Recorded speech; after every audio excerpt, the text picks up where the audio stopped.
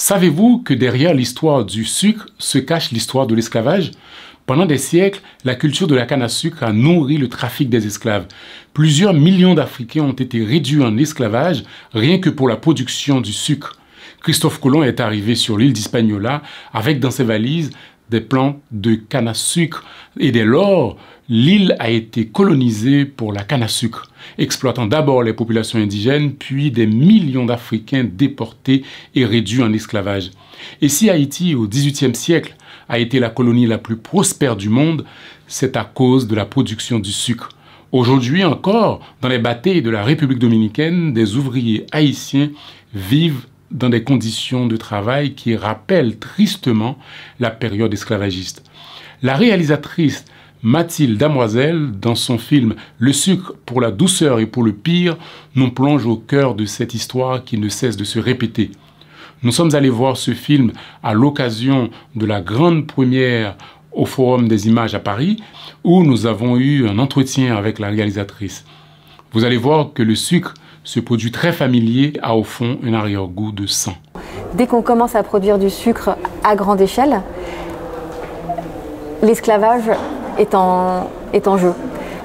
Ça commence à la fin du XVe siècle, quand les Portugais, les premiers, conquièrent les îles de Sao Tomé et Principe, au large du Gabon, et décident d'y développer la culture du sucre à grande échelle, puisque l'Europe est de plus en plus demandeuse et consommatrice de sucre.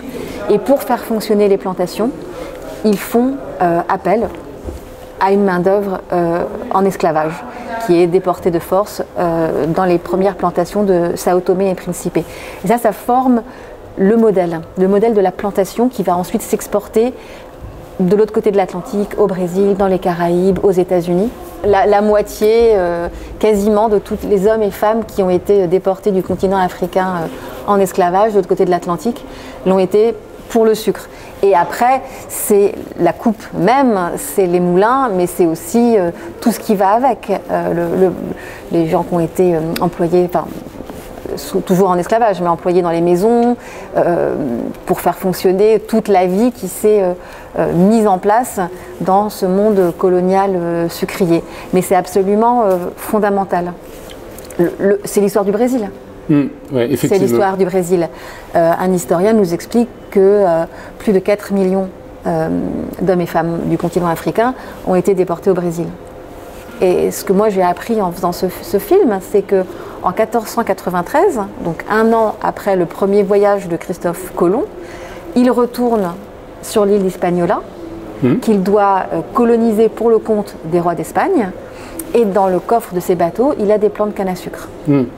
Et d'emblée, Hispaniola est conquise et colonisée pour planter la canne à sucre. Dans un premier temps, les peuples indigènes, les Taïnos, sont mis en esclavage et exploités sur ces plantations, tant et si bien que ce peuple disparaît. Et pour remplacer la main-d'œuvre, on fait venir en masse des hommes et des femmes en esclavage du continent africain. On disait de Saint-Domingue, comme les colons français l'appelaient, qu'elle était la perle des Antilles. C'était effectivement la colonie la plus prospère, ce qui voulait dire que celle qui contribuait le plus à la prospérité du royaume de France. Et c'était un pays sucrier. D'ailleurs, quand la révolte, qui va devenir la révolution haïtienne, débute, elle débute par des hommes et des femmes esclavisés qui mettent le feu aux plantations. Et il y a une gravure très connue, on voit l'île effectivement en feu, parce que la canne s'enflamme très vite. Alors, en fait, c'est vrai que quand on pense à cette histoire, on se dit, mais pourquoi ça existe encore 5 siècles après? Parce que vous expliquez bien dans le film que c'est comme si les plantations sont aujourd'hui remplacées, si je prends l'exemple de la République dominicaine, par les bâtés en République dominicaine, et que les conditions de travail ne sont finalement, on va dire, pas si éloignées que ça de la façon dont on produisait le sucre avant. C'est-à-dire que les gens travaillent avec la main. Oui, absolument. Alors quand vous allez en République dominicaine, qui est un important pays producteur de sucre, plus vous êtes proche de la côte, plus vous allez voir des plantations impeccables, mécanisées, avec des tracteurs. Mais plus vous rentrez dans les terres, plus vous vous retrouvez avec des terrains qui n'ont pas été mécanisés, et où effectivement la canne se coupe encore à la machette, à la main, qui la coupe, ce sont les travailleurs d'origine haïtienne, soit travailleurs migrants, qui tous les ans vont passer la frontière pour aller s'employer sur les plantations, ou bien des gens qui sont des hommes et des femmes qui sont là depuis des années, voire des générations, mais qui sont toujours dans un statut très particulier, discriminé, et qui sont employés dans des conditions qui ne sont pas aujourd'hui acceptables.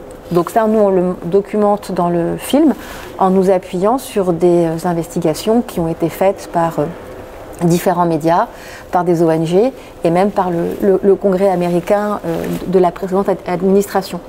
Ce qu'on appelle le bataille, qui sont ces logements, qui sont au cœur des plantations. C'est impossible de ne pas penser à ce qu'était un quartier d'esclaves au XVIIIe siècle. La plantation, c'est vraiment un espace à part.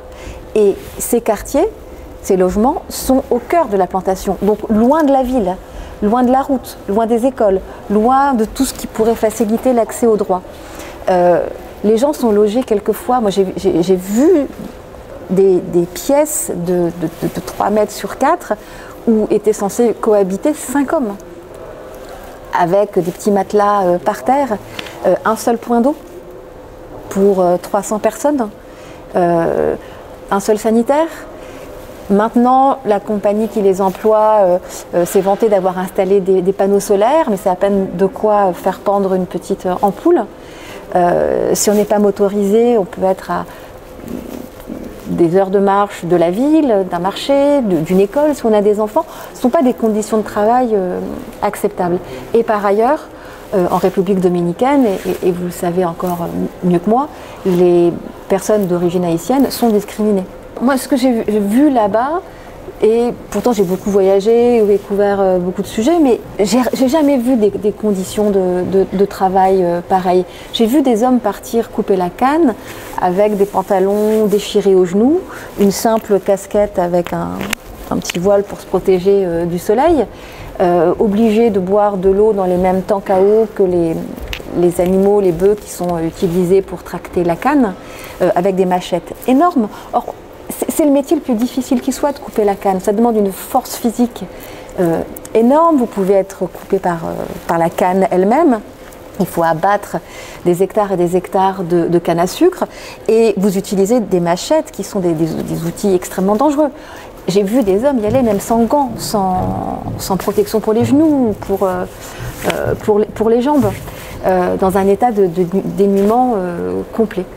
Oui, justement. Et puis en République dominicaine, je ne sais pas si vous avez pu, on va dire, assister à ça. Les Haïtiens sont victimes beaucoup de racisme. Mais c'est absolument très présent. D'ailleurs, une des personnes que j'interviewe dans le film, Epiphania Saint-Chal, militante au sein du mouvement Reconocido, qui milite pour les droits civiques des Haïtiens et des Dominicains d'ascendance haïtienne, qui notamment ne peuvent plus obtenir de documentation légale. Des jeunes gens qui sont nés en République dominicaine de parents haïtiens ont le plus grand mal à obtenir un passeport et la citoyenneté dominicaine. On a vraiment une société complètement ségrégée. C'est dans ces gens-là, effectivement, parce que la plupart d'entre eux, s'ils sont nés dans les bâtés, ils n'ont pas droit aux documents d'identité. C'est incroyable. Et puis tout ça, effectivement, c'est un rappel que je trouve salutaire, c'est que tout ça, vous dites c'est comme si c'était pour rien, parce que le sucre, finalement, ne sert à rien, n'est pas bon pour la santé et tout ça. C'est aussi pour ça qu'on a traité le film de cette manière-là, c'est qu'il y a eu beaucoup d'enquêtes qui nous racontent combien le sucre est néfaste, qu'il y en a trop dans notre alimentation, qu'on en consomme trop. On a parlé du diabète, on a parlé de l'obésité, on a parlé des maladies cardiovasculaires. Donc on parle beaucoup de cet effet en Europe sur nos corps. Et nous, ce qu'on a voulu montrer, c'est que l'emprise du sucre, en fait, elle commence il y a 5 siècles d'emblée. Et elle commence par cette emprise sur le corps des hommes et des femmes réduits en esclavage et sur l'environnement.